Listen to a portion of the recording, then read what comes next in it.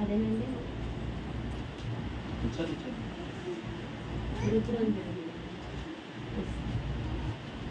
స్త్రీలు సైతం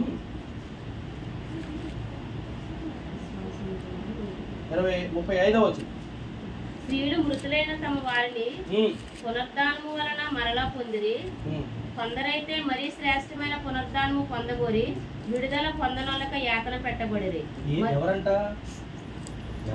స్త్రీలండి. వృద్ధులు ఎవరయ్యారంట? తమవారు. స్త్రీలంటే తమవారు ఎవరు? కుటుంబము, భర్త, కుటుంబం. దేన్ని బట్టి అంటే కనుక అక్కడ రాయబడుతుంది విశ్వాసాన్ని బట్టి. డాక్టర్లు చెప్తున్నారు, కానీ ఆవిడ కలిగి ఉన్న విశ్వాసం ఎలా ఉందంటే నా దేవుడు ప్రభు. అందుకనే ఏమంటున్నాడు అంటే కనుక రక్తస్రావం కలిగిన స్త్రీ స్వస్థత పొందిన తర్వాత ఆమె తాగి ఉండలేక ఎవరో నన్ను తాకారు అంటూ ఉంటే శిష్యులు అంటున్నారు, అదేంటయ్యా జనం వేలగా నీ మీద పడుతూ ఉంటే ఇంతమందిలో ఎవరో తాకారు నన్ను పట్టుకున్నారు, నాలోంచి ప్రభావం వెళ్ళిందంటే నాలోంచి ప్రభావం వెళ్ళింది అన్నప్పుడు ఆ స్త్రీకి విశ్వాసం కలిగిన దానిగా నేను ఇంత తాగి ఉండేదని ముందుకు వచ్చేసి అలా పట్టుకుని వ్యక్తి నేనేనయ్యా.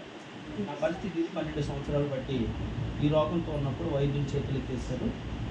నాకున్న ధనమంతా ఏమైపోయింది, నువ్వు గుర్తుకొచ్చినప్పుడు స్వస్థపరుస్తావని విశ్వాసంతో వచ్చి మీతో ప్రార్థన చేయించుకునే అవకాశం లేక కనీసం నీ వస్త్రపు చెంగు తాకినా నాకు స్వస్థత కలుగుతుందని నమ్మకంతో తాకాను అని చెప్పి.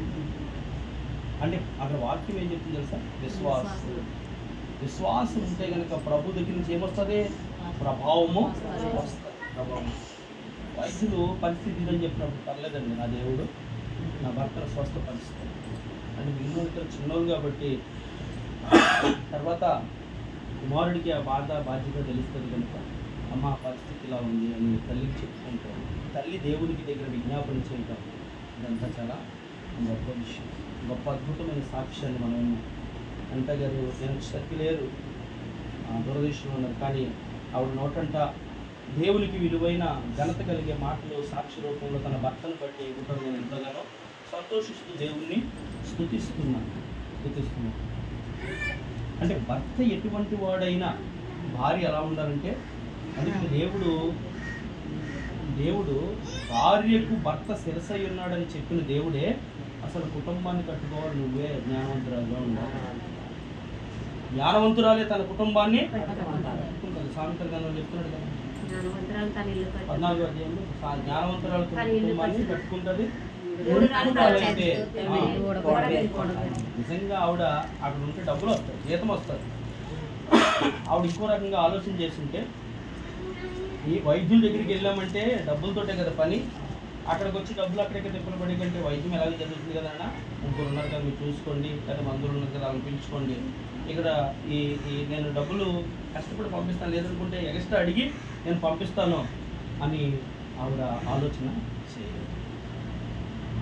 బ్రతికించే దేవుడు యందు విశ్వాసం ఉంచినప్పుడు ధనం అనేది ఆయనే సమకూరుస్తాడు, వైద్యం అనేది ఆయనే చేయిస్తాడు, ఆయన చేతులే నా భర్తను స్వస్థపరుస్తాడు.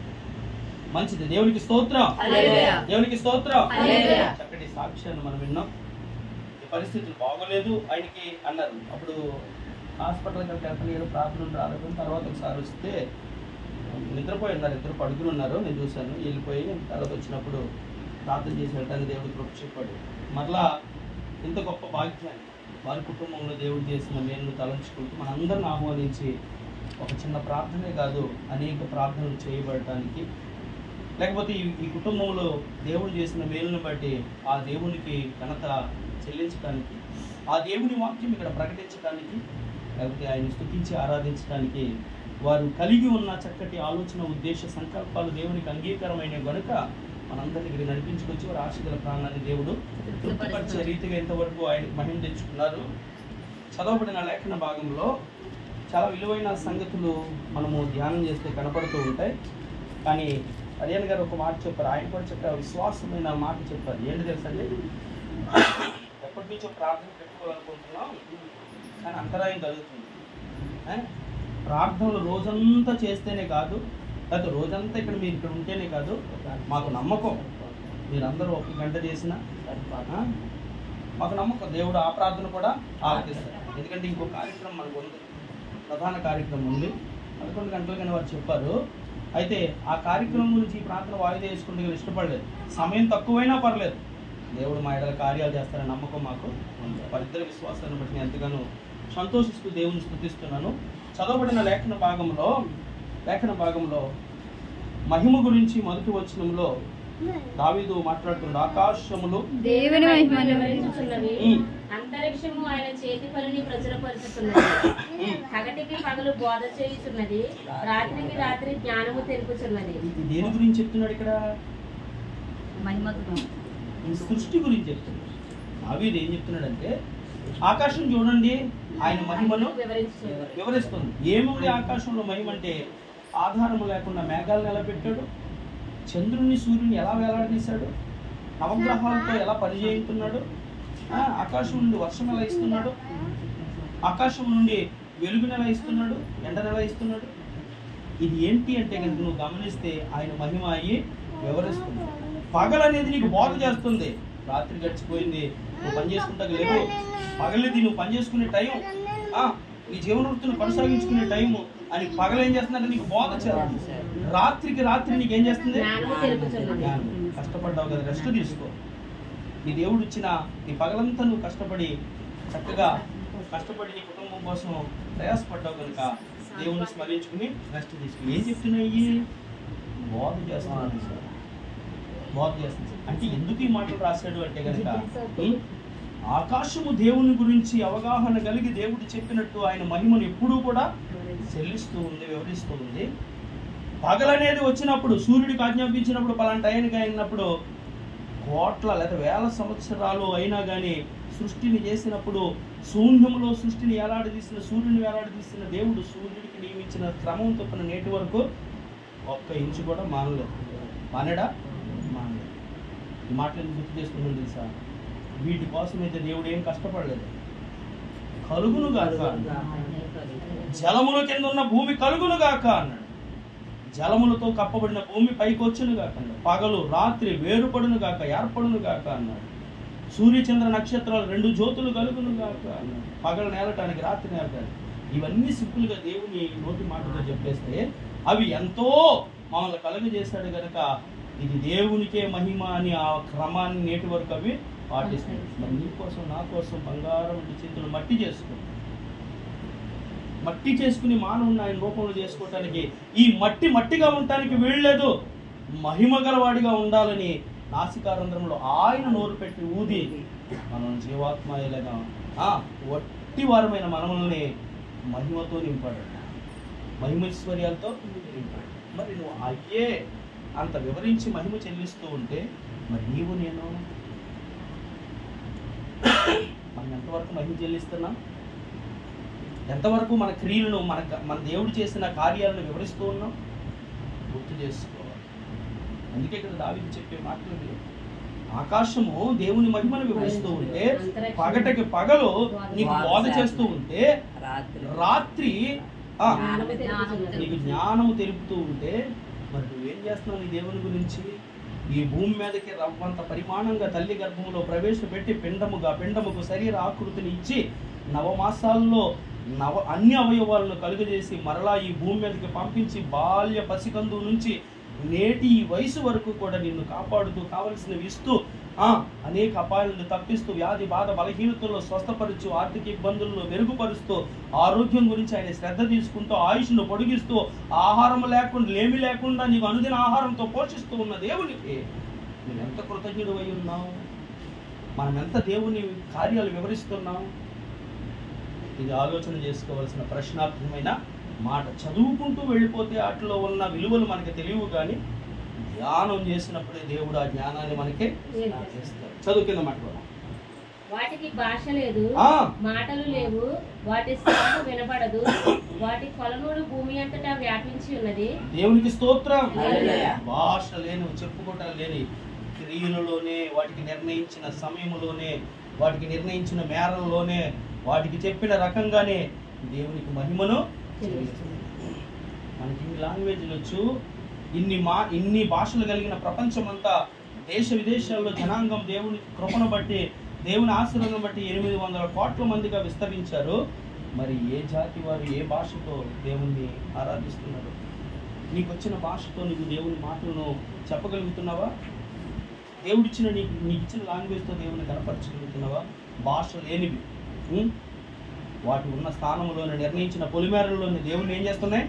మహిమపరుస్తున్నాయి, గణపరుస్తున్నాయి, మహిమని వివరిస్తూ ఉన్నాయి.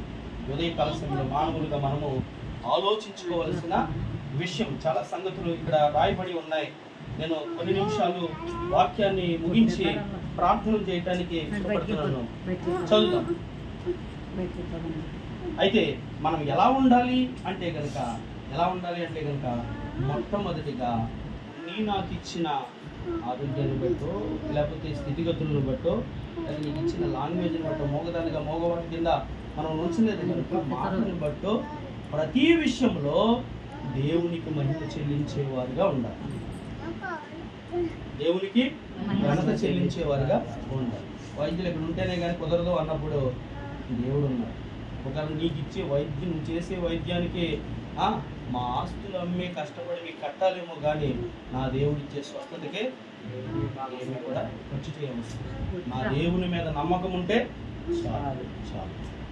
అలాంటివి లక్షలలోంచి వేలలోంచి తక్కువ సంఖ్యలోనికి దేవుడు స్వస్థతను తగ్గించుకుంటూ వచ్చాడు.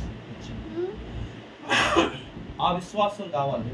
రెండవదిగా 10వ వచనం, అవి బంగారు కంటెను, విస్తారమైన మేలిమి బంగారు కంటెను కోరదగినవి, తేనె కంటెను జుంట తేనె దారాల కంటెను మధురమైనవి. ఏంటయ్యి అంటే కనుక దేవుని మాట.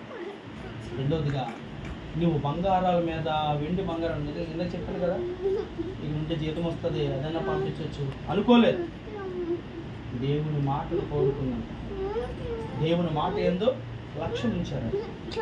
అది కోరదగినది దేవుని మాట. 3వ మాటగా చెప్పండి, 14వ వచనం, యెహోవా నా ఆశ్రయ దుర్గమా, నా విమోచకుడా, నా నోటి మాటలను నా హృదయ ధ్యానమును నీ దృష్టికి అంగీకారములగును గాక. ఈ విషయాలన్నీ మనం చాలా సంగతులు ఈ విషయాలను ఆలోచన చేసుకుంటే మొట్టమొదటిగా ఆకాశం వైపు చూసినా, లేకపోతే దేవుడు కలుగ చేసిన సృష్టిని చూసినా, సృష్టి యావత్తు కూడా దేవుణ్ణి మహిమపరుస్తుంది. మానవుడిగా ఆయన చేతలు నిర్మించబడిన నీకు బోధ చేస్తుంది. రెండవదిగా మనం ఆలోచన చేస్తే దేవుని మాటలు మనకి మనము వెండి కంటే, బంగారు కంటే, అపరంజి కంటే, మేలిమి బంగారు కంటే కోరదగిన మాటలు నిర్లక్ష్యం చేయకుండా ఉంటే గనక నీవు ఆయన శక్తి సామర్థ్యాల గురించి చెప్పగలుగుతావు. అందుకనే మూడవదిగా ఏమిటి అక్కడ రాయబడిన మాట ఏంటంటే 10వ వచనంలో, ఆశ్రయ దుర్గం ఆయనే, విమోచించేవాడు ఆయనే. ఆశ్రయ దుర్గంగా కాపాడే దేవుని చేతులు ఎడకి వెళ్తే అవతల కనుక ఎంటేవాడు కాదు. ఆయన రెక్కల నీడలోనికి వెళితే నువ్వెవరో నాకు తెలియదని దూరం చేసేవాడు కాదు. ఇంకోటి ఏంటంటే, నీ అక్కర ఏదైతే ఉందో, నీ అపాయం ఏదైతే ఉందో, నీ రోగం ఏదైతే ఉందో, నీ వ్యాధి బలహీనత ఏదైతే ఉందో ఆయనే విమోచించుడు. అప్పుడు నువ్వేమంటావంటే, ఇందాక సాక్షి చెప్పినట్లు, ఇదిగో ప్రభు, ఈ కార్యాలన్నీ నేను గుర్తించాను, నా విమోచకుడు నా ఆశ్రయ దుర్గమని నమ్మి నీ దగ్గరికే వచ్చాను కనుక ఇదిగో డాక్టర్ల దగ్గరికి వెళ్ళి నా దేవుడు చూసుకుంటాడు అని నేను చెప్పేసినప్పుడు, లేకపోతే సమాజంలో, సంఘంలో నిలబడి నా దేవుడు ఇలా చేశాడు అని నేను చెప్పగలగటానికి సిద్ధపడుతున్నప్పుడు నా నోటి మాటలు దృష్టికి అంగీకారములగును గాక. దేవునికి అప్పుడు అంగీకారం అవుతుంది. దేవునికి అంగీకారం అవుతుంది. అలా మనందరం కూడా ఈ వచనాలను బట్టి ఆలోచన చేస్తే మనం ఎంతవరకు దేవునికి మహిమ చెల్లిస్తున్నాం, ఎంతవరకు దేవుని కార్యాలు మన జీవితంలో చేసిన వివరిస్తూ ఉన్నాం. దేవుని మాటను అపరంజి కంటే, వెండి బంగారాల కంటే కోరదగినవని ఆ మాటకి ఎంతవరకు విలువిస్తున్నాం. ఆయన ఆశ్రయ దుర్గమని, విమోచకుడని నమ్మి ఆయన దగ్గరికి విశ్వాసంతో వెళ్తున్నాం. వెళ్ళిన మనము ఇక నుంచి నా నోటి మాటలు, నా ఉద్దేశాలను, మనుషులకు నచ్చిన నచ్చకపోయిన నా పరిస్థితులు చూసి హేళన చేసిన ఆకాశం నుండి చూస్తున్న నీకు అంగీకారంగా ఉంటే చాలు అని అనుకుంటున్నాను.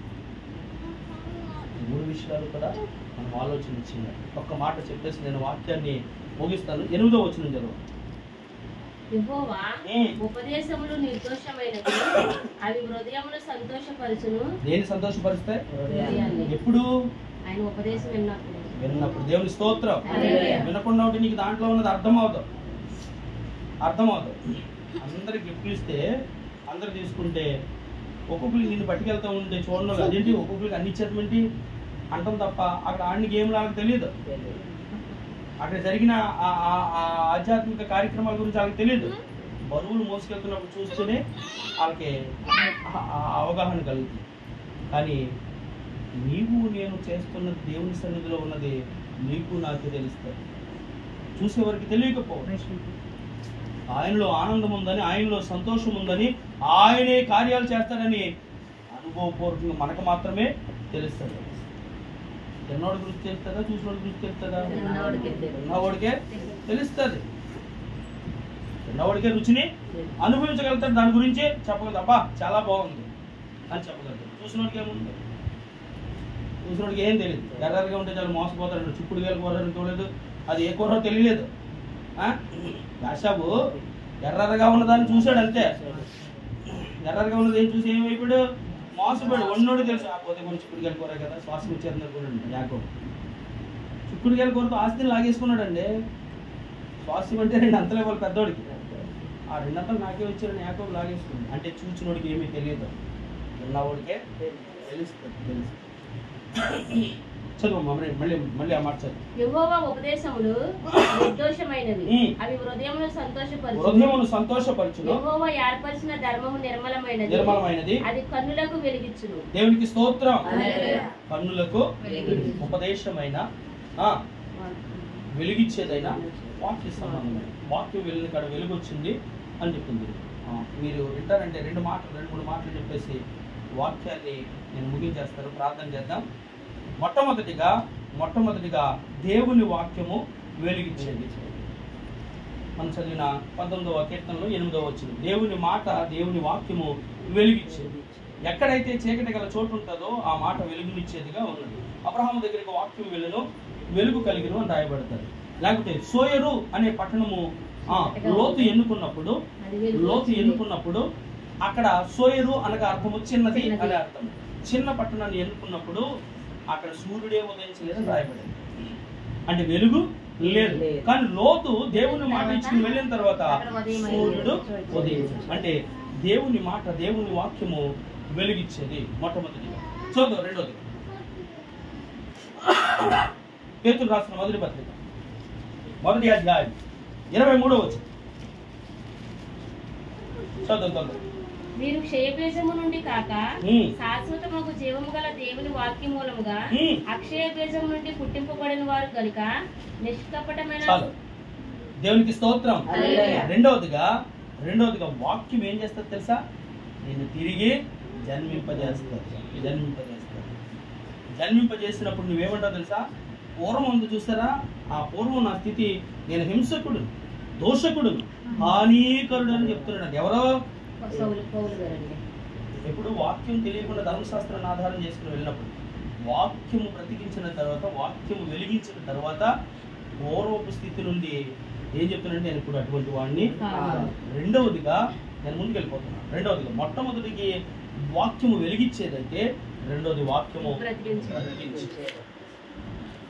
బ్రతికించేది. అంటే బ్రతుకుతున్నవాడు బ్రతుకుతున్నట్టు కాదా అంటే కాదు.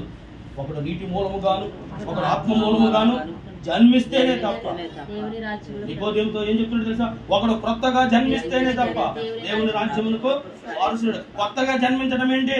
ముసలివాడైన వాడు తల్లి గర్భంలో ఎలా ప్రవేశిస్తాడు అంటే ప్రభు చెప్తున్నాడు, నా మాట నమ్మినప్పుడు నేను ఎలాగైతే యోర్దాను నదిలో బాప్తిసం తీసుకున్నానో అలాగే నీటి మూలంగా, ఎలాగైతే నేను ఒడ్డుకు వచ్చినప్పుడు పరిశుద్ధాత్మ దేవుడు నా మీదకి వచ్చాడు, అలాగే ఆత్మ మూలంగా జన్మిస్తేనే గాని నేను ఉన్న తండ్రి దగ్గరికి, తండ్రి రాజ్యంలోనికి ఎవడు కూడా రాలేడు. అంటే రెండవదిగా వాక్యం ఏం చెప్తుంది అంటే కనుక నిన్ను బ్రతికించే, ఈ వాక్యమే నన్ను బ్రతికించెను, ఈ వాక్యమే నన్ను బ్రతికించెను, బాధలలోనే మదినిచ్చెను, నీ శక్తి దయా సత్య సంపూర్ణుడా, వాక్యమై ఉన్న యేసు వందనమయ్యా కృపాశక్తి దయాశక్తి సంపూర్ణుడా వాక్యమై ఉన్న